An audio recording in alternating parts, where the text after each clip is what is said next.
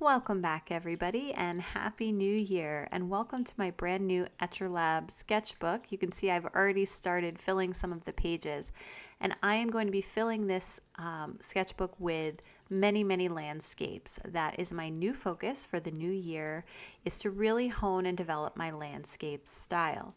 So you're going to see a lot of videos in the next few weeks of different types of landscapes that I'm going to break down for you as I am honing my landscape style. So I hope you will join me. And I'm going to get started right away with a wet on wet in my sky. I'm using my silver black velvet size 12 brush, and I'm working, of course, in my Etchr Sketchbook. And I'm going to be picking up to start our sky, I'm going to be picking up some gamboge yellow for this sunset to get us started on this wet background. So the foreground is going to be some misty mountains that are going to have this beautiful kind of bluish green haze and tint to them. But before I get into those, I am going to work on putting down our first layer of our beautiful sunset. So I always like to start with the brightest hues or the yellows in our sunset and work my way from there. So I wet my page thoroughly, and now I'm laying in that gamboge yellow and then adding in some quinacridone magenta. These are going to be two beautiful colors together as I let them kind of mix with each other as that water and that wet on wet technique allows the paints to flow into each other. And then I'm also just blending them out up into the sky and using big strokes to kind of create some movement in that paint and in the sky as well. I want it to be a really lively sky with a lot of movement in it.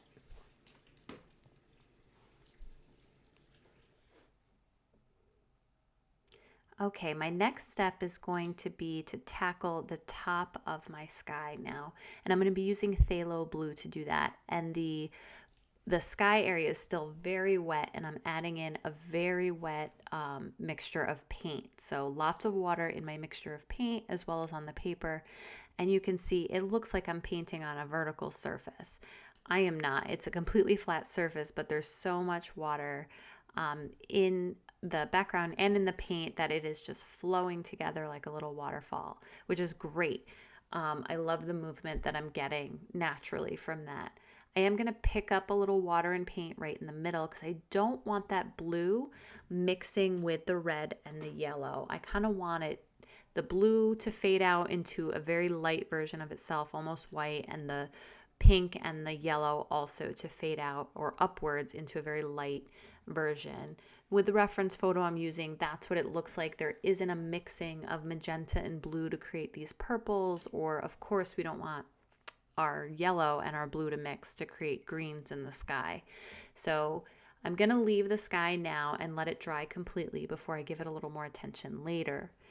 I'm going to work my way right into the most forward facing mountain here of the mountain range. It's going to be the darkest and almost in silhouette.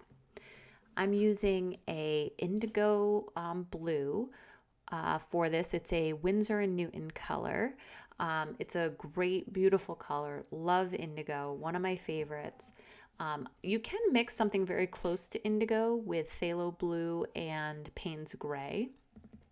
I find it's a beautiful color as well, but I do have a couple tubes of indigo, so I'm going to use that right out of the tube.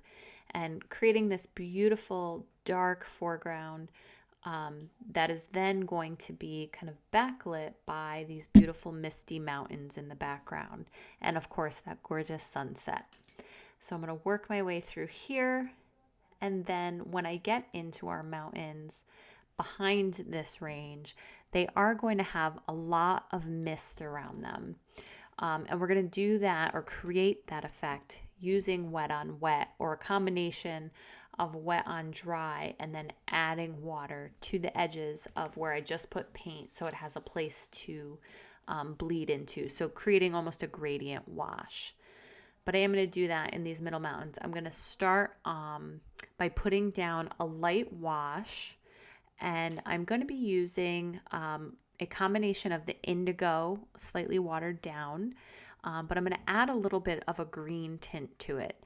So you can do that by adding, I used here a little bit of sap green. You could also use for sure a viridian or a phthalo green that's already on that kind of bluish green side.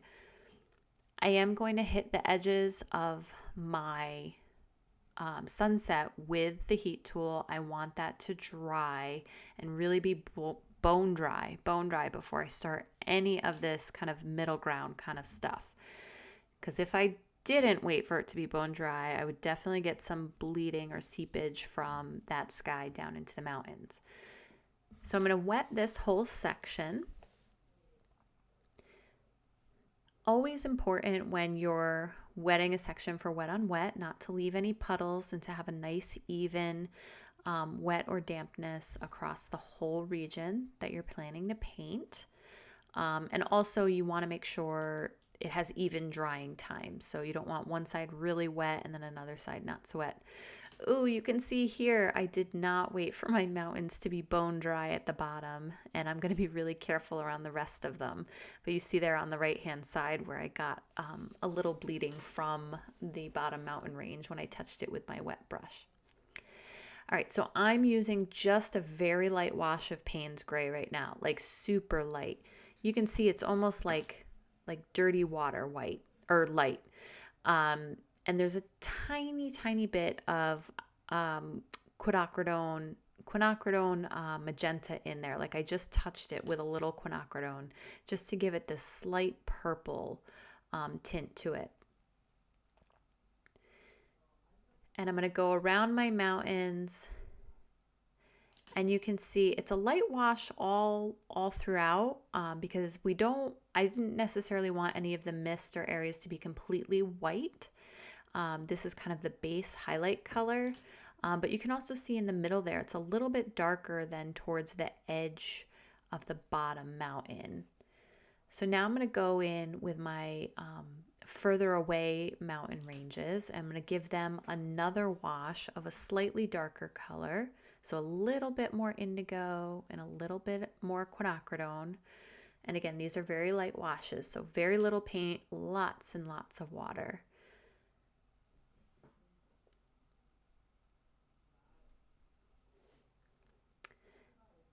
And just continuing to layer and darken up that back edge a little bit.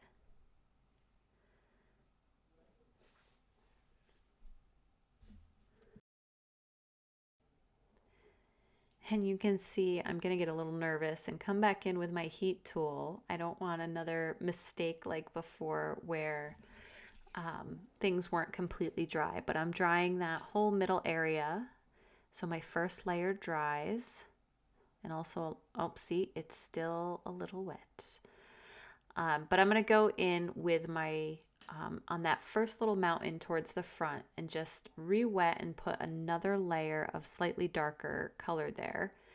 And then I'm going to completely dry it. So you can already start to see the suggestion of like where some mountains are going to be. And now it's time to go in with the darker color.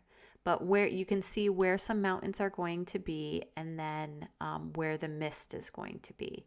So I went in with my, my indigo with a little bit of green in it.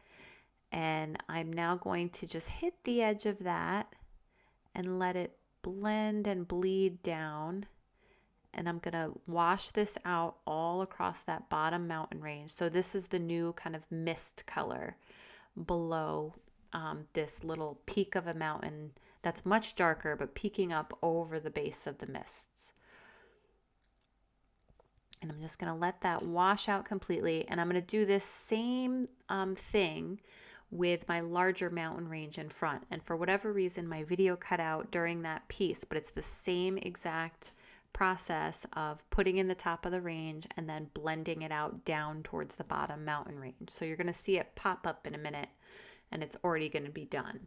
And then I'm going to go back in and add some more layers where I feel like it could be darker. So you're going to see here, I'm adding another layer to the small mountain and look at that bleed. How beautiful is that? It's always so fun to watch. And I'm just going to drop in some more deep dark color, and you can see it's just adding to the blend and the bleed and really creating this gorgeous misty effect. Okay, so here you can see my larger mountain in the foreground in front of the other one just kind of appeared. But I did do it the same exact way as the one on top, where I added in the dark area at the top for where the peaks were above the cloud line. And then I just used the water and my brush to hit the edge of that and blend it out down towards the darker silhouette mountain. And you can see it creates this gorgeous misty effect again. So now my further away mountains, I am just going to use a little bit of quinacridone to my indigo to make a more purple color, a purplish gray color. And we're going to blend these out, just making or bringing down the value of those mountains in the background, just until I feel like it's kind of right and they kind of aren't too separated and they seem like they go together. But blending those out as well, the mist continues back but isn't as dramatic on the ones further away from us.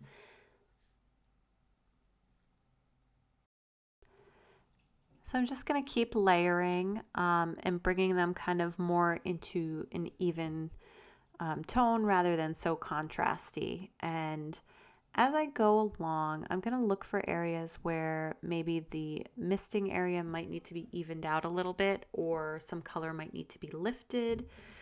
So it's definitely okay to go in and lift color out when you're painting something like this, where you need a really light, soft transition and a misty look. You might want to just rinse off your brush completely, dab all the water off so it's just damp and not dripping with water, and kind of lift out some color if you've gone too dark in one area or it starts to look like a very even wash. I also encourage you to just take a step back from your paintings every once in a while you're painting. I do this often. I just take a moment where I get up out of my chair, I put the painting across the room, or I walk across the room, or I look at it through a camera or my phone camera. It just helps me really see the whole of the parts and where there is something that is lacking or needs adjustment or is just not quite right, rather than the area that you've just been really concentrating so hard on the last few minutes. Your brain starts to really focus on that rather than being able to look at the whole thing. So I encourage you to do that as well. So I'm just going to keep adding these layers and then dry the whole painting, and then we will go to our next step.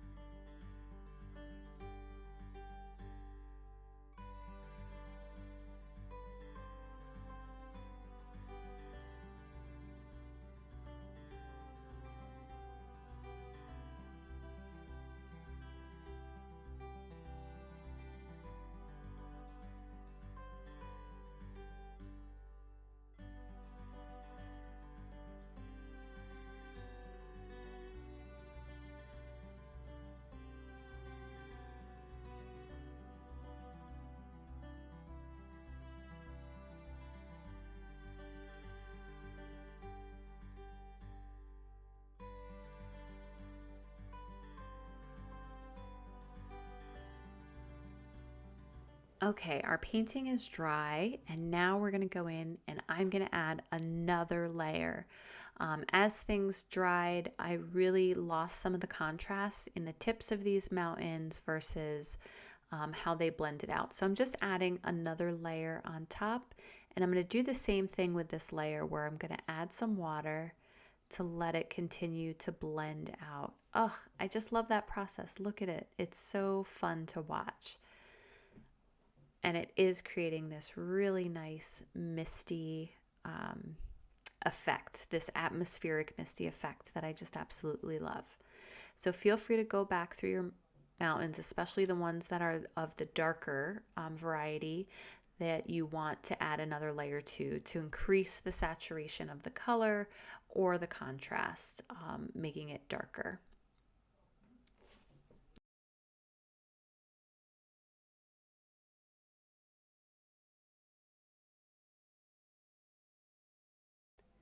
So here I decided kind of halfway through my painting, I needed to make another separation of a mountain range. And I'm doing that simply by adding another layer that's a little bit darker as we get closer to the foreground, that will separate it from the mountains behind it. So you can see I've created a tiny little range back there on the right hand side behind this slightly darker purple mountain in front. And then I wanted to add even one more mountain range way in the back, and I just did that with a light wash of that purpley color and putting it right over top of the magenta. And it actually, because it's transparent, it picks up the hue of that magenta. It looks like it's far off in the distance with that radiant light kind of spilling onto it.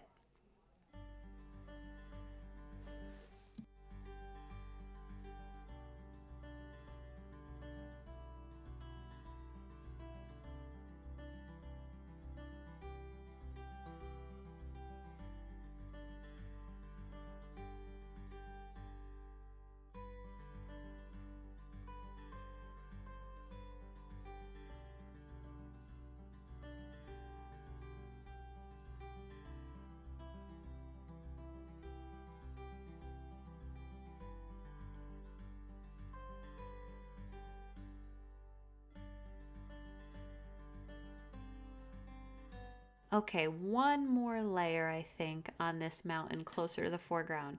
I did want to give it a little bit more of a blue tint, so that it's somewhere between the darker blues in the front and the purples in the back, so you can see that transition. So I did add a little bit of that blue tint, and even to that very back mountain, I'm going to add a little bit of this overlay to bring everything from, it was getting a little too pink, too separated there, and added just a cooler overlay over top of it with the blue, a very light wash of indigo.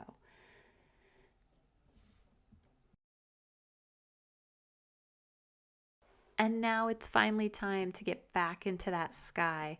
It's looking quite vibrant, especially up against my misty mountains in the foreground, but I think it can go even a little bit brighter. So I'm going to add another layer of our phthalo blue, just to deepen that shade once again. And you can see here, wet on wet, so I re-wet, being very gentle and very careful not to pick up color.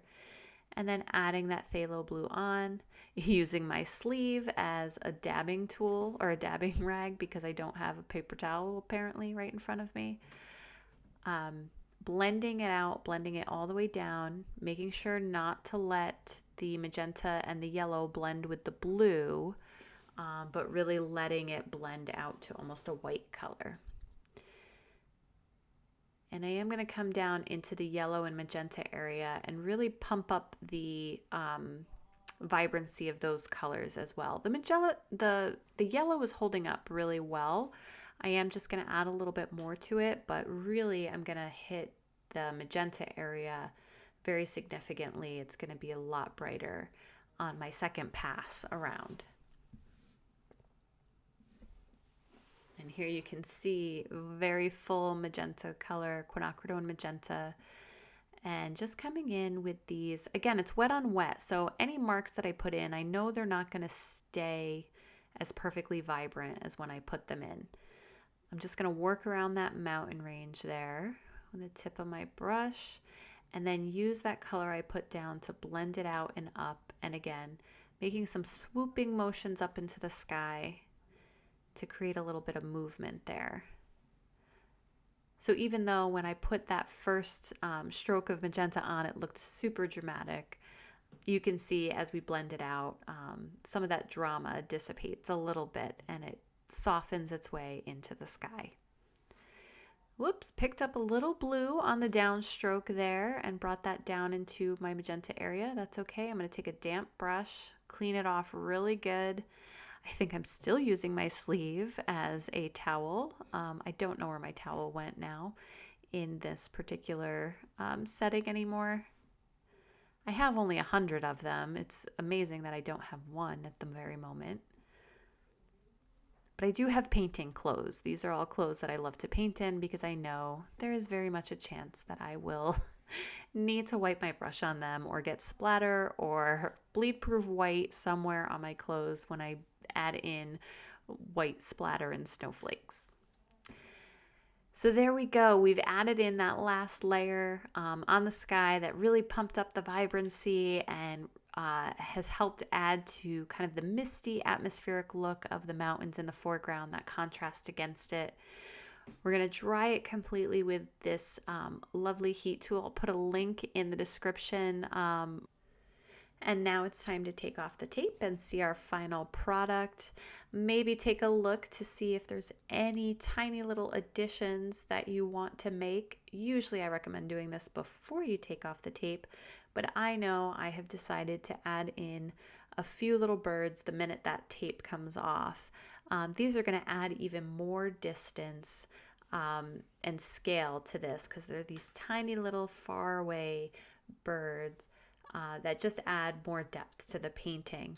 They're just a little flat V shapes, and I'm going to put a few in different clusters in different areas around the painting. So thank you so much for joining me for this landscape. We are done for today, and hopefully you'll join me for the next one. Don't forget to check out the description for lots of links to different resources that I have available and all of the supplies and tools that I used today. Thank you so much. It's always a pleasure. I'm Shayna Cersei, and I hope you have a wonderful rest of your day.